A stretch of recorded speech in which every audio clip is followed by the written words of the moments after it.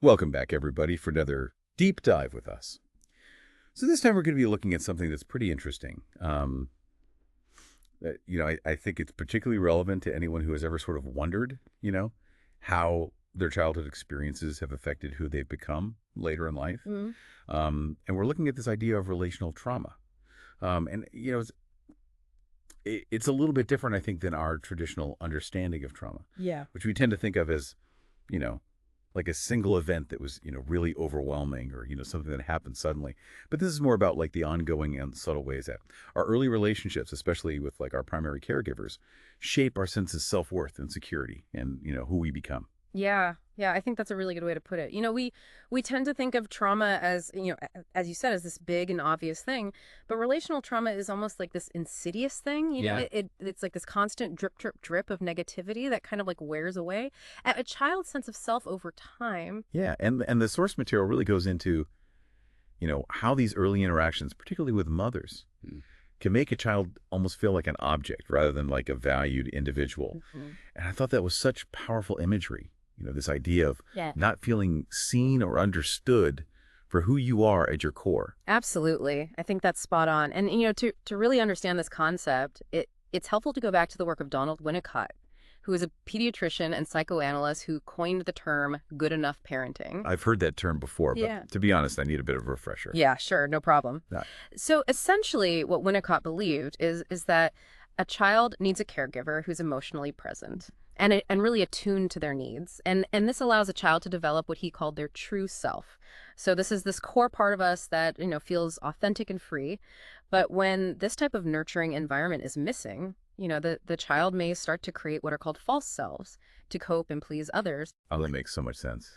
I'm already thinking about how that might play out, Yeah. It explains why some people seem to constantly shapeshift Yeah. in different social situations and never feel like they can be their genuine selves. Yeah. They're stuck in those patterns of, trying to please others because that's what they learned to do early on. Exactly. And I think that's Yeah. That's one of the key distinctions that the source makes between trauma and relational trauma. Trauma, as we traditionally think of it, is a response to a single overwhelming event.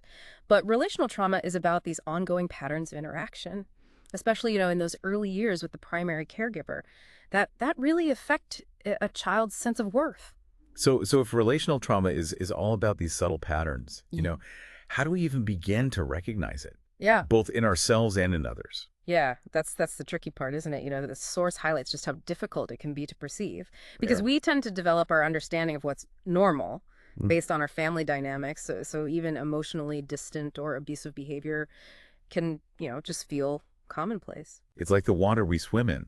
We don't even realize it's there until we step out of it. Yeah, exactly. And to make it even more difficult, the source mentions how relational trauma is often, really hard to spot in families that appear successful or normal to outsiders. Right. There's this pressure to maintain the perfect facade, Yeah. to hide any cracks in the foundation. The source actually shares this anecdote about a woman in therapy Hmm.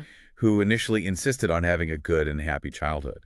But as she delved deeper, the truth of her experience with relational trauma really started to emerge. So it's a reminder that we can't always judge a book by its cover. Absolutely. And this is where things get really interesting because the source describes these two seemingly opposite ways that relational trauma can manifest. You've got the problem child and then you have the good child.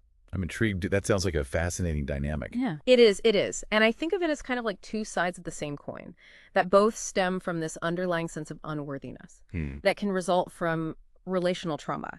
So the problem child, they often act out. They kind of become the scapegoat for the family's dysfunction. They might get in trouble at school. They might have difficulty with authority figures or, even engage in some risky behaviors. And of course, this leads to more criticism and punishment, which just reinforces their feelings of being bad or unworthy of love. It's like a self-fulfilling prophecy. They act out because they feel unlovable, and then they get treated in a way that confirms that belief. Exactly. It's this tragic cycle. And then on the flip side, you have the good child. This is the child who overachieves, seeks external validation, strives to please everyone around them. They become the model student, the helpful sibling, the perfect child.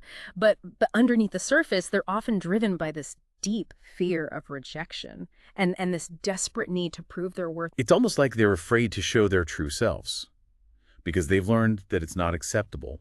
They've built their identity around pleasing others and meeting expectations, which kind of takes us back to that idea of false selves we were talking about earlier. Exactly, yeah. And while both the problem child and the good child might seem completely different on the surface, they're both coping with this same underlying pain and insecurity stemming from relational trauma. They've just developed, different strategies for navigating those feelings. So you've got these two, very different responses to this similar underlying issue. And neither of them is particularly healthy in the long run. The problem child risks getting stuck in a cycle of self-destructive behavior. And the good child ends up living a life that isn't truly their own. Right, and this is where those unhealthy coping mechanisms come in. The source material talks about how individuals with relational trauma often develop these ways to manage their emotional pain. That might seem really perplexing from the outside. Things like cutting, eating disorders, workaholism, or even obsessive exercise can all be ways of, attempting to gain control over a chaotic inner world. Yeah, it's like they're searching for something outside themselves to numb the pain or fill the void, something tangible and immediate. Exactly. And in a way, these behaviors do offer this temporary sense of relief or control, but in the long term, they often create new problems and further reinforce that feeling of being flawed or unlovable. What really struck me about the source's exploration of coping mechanisms is that it wasn't just about listing these behaviors, but about helping us understand the why behind them. It's not about judging people for their choices, but recognizing that these behaviors are often a desperate attempt to cope with these really overwhelming emotions that stem from those early experiences. Yeah, and that understanding is so crucial. If we can see these behaviors not as signs of weakness or bad character, but as cries for help, as expressions of this deep-seated pain, it allows us to approach ourselves and others with more compassion and understanding. So where do we go from here? The source doesn't offer this like step-by-step guide to healing from relational trauma, but it does really emphasize the importance of awareness. Yeah. Recognizing these patterns is the first step towards breaking free from them. That's so important. Often people who have experienced relational trauma don't even realize that their current struggles, whether it's in relationships with their self-esteem or even their physical health, might be connected to those early experiences. Right. It's like they've been living with this invisible wound that keeps impacting their lives in ways they don't fully understand. Exactly. And once that awareness starts to dawn, it can be incredibly empowering. It's like finally having a framework for making sense of your experiences, for understanding why you might struggle with certain things or react in certain ways. Like shining a light on those shadowy parts of ourselves that we've been trying to ignore or push down for so long. Exactly. And with that awareness comes the possibility for healing. It's not about blaming our parents or dwelling on the past, but about understanding the impact of those early experiences and taking ownership of our own journey towards wholeness. This brings up a question for me and maybe for our listeners as well. If recognizing the patterns of relational trauma is the first step, what are some concrete things people can do to start that healing process? That's a great question. The source emphasizes the importance of connection. Relational trauma thrives in isolation and silence, so reaching out for support, whether it's through therapy, support groups, or even confiding in a trusted friend or family member can be incredibly healing. It's about breaking that cycle of silence and shame, of feeling like you have to deal with it all alone. Exactly. And it's important to remember that there's no shame in seeking professional help. In fact, working with a therapist who specializes in trauma can be incredibly valuable in helping you process those painful memories and develop healthier coping mechanisms. This deep dive is really making me think about how common relational trauma might be, even if it's not always talked about openly. It's like a hidden epidemic impacting people from all walks of life. I agree. And that's why raising awareness is so important. The more we understand about relational trauma, the more we can create a culture of empathy and support, both for ourselves and for others who might be struggling. It's about recognizing that those seemingly perfect families might be hiding deep wounds, and that even the most successful or well-adjusted individuals might be carrying the invisible scars of relational trauma. And that recognition can be transformative, not just for individuals, but for our society as a whole. It allows us to move away from judgment and blame and towards a more compassionate understanding of human behavior. So it's not just about healing individual wounds, but about creating a world where children feel seen, valued and loved for who they truly are. A world where they don't have to create those false selves to survive. That's a beautiful vision. And I think it starts with each of us taking responsibility for our own healing and becoming more aware of how our own past experiences might be influencing our present day thoughts, feelings, and It's behaviors. about recognizing that we all have a story, and that those stories, even the painful ones, have shaped who we are. But it's also about recognizing that we're not defined by our past. Yeah. We have the power to heal, to grow, Yeah. and to create a more fulfilling future for ourselves. Absolutely. And that's ultimately what I hope listeners take away from this deep dive. Awareness is the first step. And from there, healing and transformation are possible. It's not always easy, but it's But worth the effort. I think this ties back to something you said earlier about the physical manifestations of relational trauma. The source mentioned things like cutting, eating disorders, Yeah. and even obsessive exercise. Yeah. Yes. And it's crucial to remember that these behaviors, while they might appear destructive on the surface, are often a way of coping with this overwhelming emotional pain. It's about finding some sense of control or release in a world that feels chaotic and unpredictable. It's like those coping mechanisms.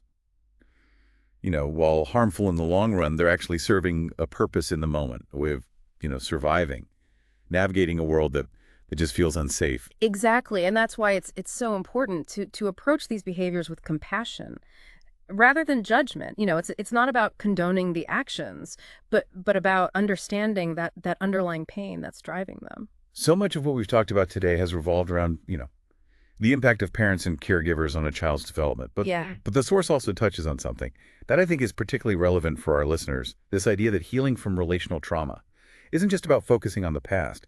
It's also about making conscious choices in the present. Absolutely. Yeah.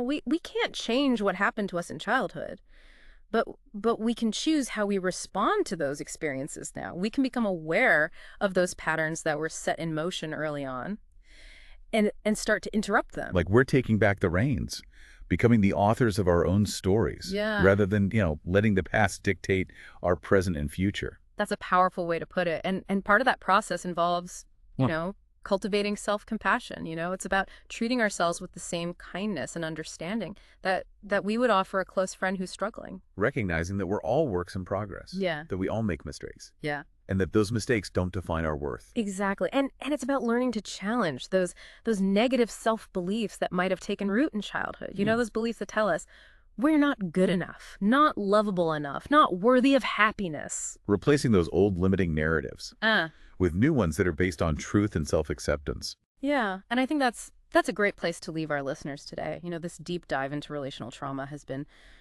heavy at times, but it's ultimately a story of hope and resilience. It's about recognizing that even though our early experiences can have a profound impact on us, we're not destined to repeat those patterns forever. We have the power to choose a different path, to heal, to grow, and to create a more fulfilling life for ourselves. And I think the most important takeaway is that none of us have to do this alone. There are resources available. There are people who understand.